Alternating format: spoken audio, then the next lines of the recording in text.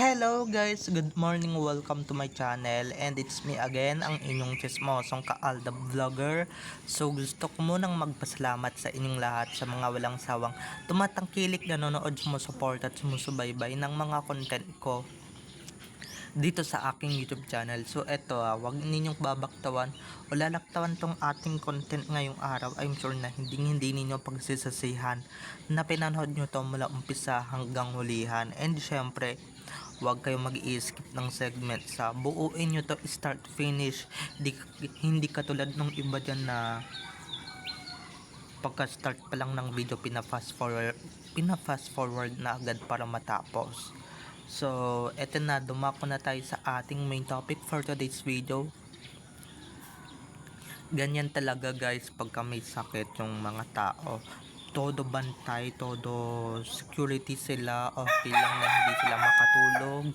Basta yung may sakit makatulog ng mahimbing. At chinecheck niya yung pulse, tsaka yung heartbeat kung okay pa ba. So, eto na guys, watch this. Mamaya papaliwanag ko sa inyo ng buong buo. So, eto na guys, watch this. At kung nakita nyo na ngayong recaps, once again si Titi o sa mga admins. So, maraming salamat sa inyong lahat kasi kung hindi dahil sa inyo, wala ako dito sa kinalalagyan ko. And syempre, thank you so much sa mga updates na binibigay. And syempre, pinapahintulutan nyo kong ilabas. So, maraming salamat sa inyong lahat. So, eto na, dumako na tayo sa ating main topic for today's video. Pagka may sakit talaga yung isang tao or yung loved one mo or yung loved ones nyo, diba ikaw yung punong abala para sa pag-aasikaso kung may masamang nararamdaman. And diba, i-check mo lagi kung kamusta na ba siya. Kahit naabutin ka pa ng madaling araw, kaka-check kung kamusta na ba siya, kung okay lang ba siya. Okay lang na hindi ka makatulog, basta yung inaalagaan mo makatulog, diba, yung patient mo makatulog. Ganyan talaga guys ang optimum ng pagmamahal, lalong lalo na guys pagkaasawa mo, diba. Pagkaasawa mo may sakit, talagang todo panic ka talaga. Kahit na simpleng lagnat lang, simpleng sipon lang, simpleng sipon lang, simpleng kung anak-anak lang na sakit, 'di ba? Magpapanik ka na agad, tatawagin mo na agad si doc. Pero yung isa nonchalant lang or hindi naman nagpapanik, 'di ba? At syempre, 'di ba? Pagka mataas na yung lagnat or mataas na yung temperature ng katawan, 'di ba, sino ba naman ang hindi magpapanik? Sino ba naman ang hindi maaaligaga dito sa nangyayari? Baka mamaya, 'di ba, mag-dengue or kung ano na yung sakit na nararamdaman, 'di ba? Kung ano na yung tumama sa misis or kaya sa mga mahal nyo sa buhay. Kunwari apo ninyo, 'di ba, mga in-laws ninyo, kung ano na yung mga sakit na nararamdaman. Pero lagnat lang yan, lagnat. Ang ano lang yun, kispirin at saka yakap, so okay na yan, joke lang. Diba?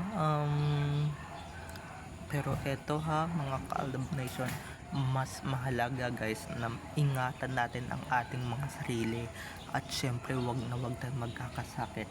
Health is wealth talaga yan. Minsan sa trabaho, over fatigue or kaya sa mga kinakain yan, diba? Kaya tayo nagkakasakit minsan. O kaya LBM, diba? Sorry guys sa mga kumakain na. Pero totoo naman talaga yung sinasabi ko. Totoo naman talaga at legit yung sinasabi ko na minsan talaga yung mga tao nagkakaroon ng mga ganong sakit pagka di natutunawan or whatever. Kaya sobrang pagod guys. tapos i-stressin pa yung nanay nila, 'di ba? Para tapos may mga makukulit kang anak na i-stressin ka pa lalo, kaya minsan pagsasabihan sila ng daddy na wag masyadong malikot guys, wag masyadong kalma lang tayo, 'di ba? May makalma tayo na may makalma tayo na mapipinat yung mommy, and syempre mabibinat yung nanay ninyo guys. Alam niyo naman no, may sakit, 'di ba? Tas kayo kulit-kulit pa. Okay lang sana guys kung ihahag at saka ikikis nila, pero natural din naman talaga sa mga bata yun, 'di ba? Lalong lalo na kung mama's boy ka talaga, di ba? Natural lang naman yun sa inyo, natural lang naman yun sa mga bata, pero time out muna guys. Pagka alam ninyong may sakit, time out muna sa pangungulit, okay? Pero ito na nga, todo alaga at sila talaga yung aligaga, sila yung hindi makatulog sa binabantayan nilang may sakit. Kasi guys, every time they check us to clarify na okay lang naman, okay lang ba tayo, kamusta yung nararamdaman natin, may iba pa ba tayo nararamdaman, diba? Based on my experience na rin na sa pagiging sakitin, kasi guys sa ganong itsura ng main, diba? Sakitin din naman siya, medyo payat-payat din naman talaga ng bonggang-bongga, talagang payat-payat ng konti, and syempre, diba, alam naman natin kung ano-ano yung kinakain, ano-ano yung lalong-lalo na guys, pinapagod siya sa trabaho, kaya please lang, 'di ba? Sana umalis na siya diyan sa trabaho niyang 'yan. Total 'di ba? Pinabagsak naman ng show na 'yan yung Aldab, kaya sana mag-resign na siya, at sana 'di ba, mag-resign na siya para sa ganun quits na lang din sila, dahil minsan naman sa isang Sabado nandoon si Main at nandoon yung at siya yung nasa Itbulaga talaga, siya yung nasa Tae Show, kaya mga nagugulumiana dyan minsan lang yung mukhang tanga doon na clowny, pero minsan lang naman, pero madalas talaga si Clowny, at ang minsan na lang palang binabanggit ko is yung totoong main, kaya mas healthy na rin yun guys, at sana wala nang magkakasakit talaga dito sa Pilipinas, no? Dahil guys, ang hirap magkasakit na, di ba, wala naman tayong pera, wala naman tayong anda, wala naman tayong kung ano naman na kung anik-anik, di ba? Minsan din guys, di ba, na-overrun din yan sa alam niyo na yon, di ba? Dahil yung mister nga ay paawat, di ba? Tas, di ba? Pero sabi daw ng iba, healthy daw yon sa relationship, di ba? Di baling magkasakit basta healthy yung relationship. Charing.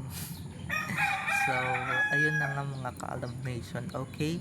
So, ay nako, basta ako, kung ano man yung paniniwalaan kong mga news at kung ano man talaga yung mga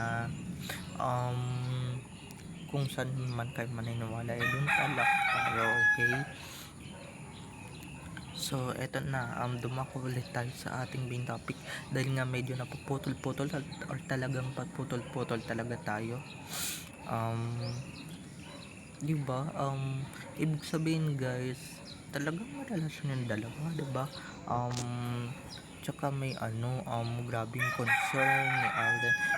Yung iba yan, kung iba yan, kung yung iba yan tapos ganyan na may nagkakasakit na tao, ay naku, walang pakialam yung ibang tao sa mga nagkakasakit-sakit na yan, 'di ba?